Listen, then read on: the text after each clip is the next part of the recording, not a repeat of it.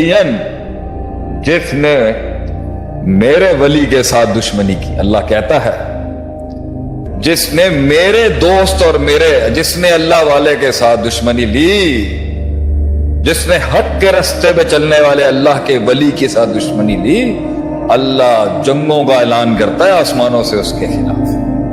ہم بھی حرب کا اعلان کرتے ہیں، جنگ کا اعلان کرتے ہیں۔ تو جب اللہ آپ کی جنگیں لڑنے آ رہا ہے، لیٹ اللہ ڈیسائیڈ۔ لیکن ایسا نہیں ہوتا کہ دل نہیں پھٹتے، میرا بھی دل پھٹ جاتا ہے کبھی کبھی، خلق الانسان ضعیف۔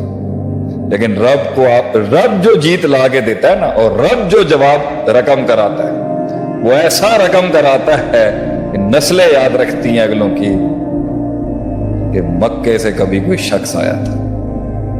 آج تک دنیا یاد رکھتی ہے کہ مکے سے کوئی شخص آیا تھا، نام ہے اس کا محمد صلی اللہ علیہ وسلم۔ تو ان کا فالوور ہو۔ کل مجھے بھی میرا یہ درس یاد دلائیے گا اگر میں بھول جاؤں۔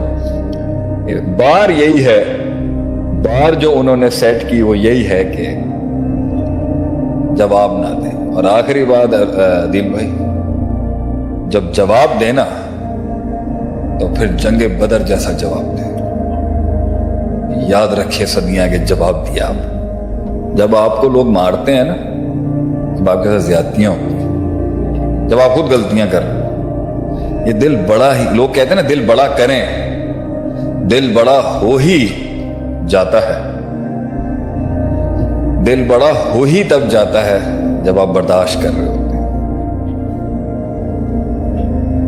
بہت دل بڑا ہوتا ہے اس سے، وہ ایک وزن پیدا ہوتا ہے جب دنیا آپ پہ تیروں کی بارش کرے۔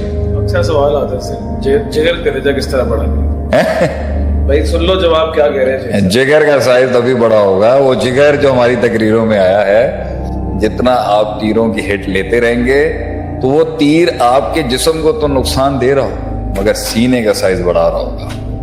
It is going to give lot of unlimited potential to your heart۔ میرے خیال سے آج آپ بھی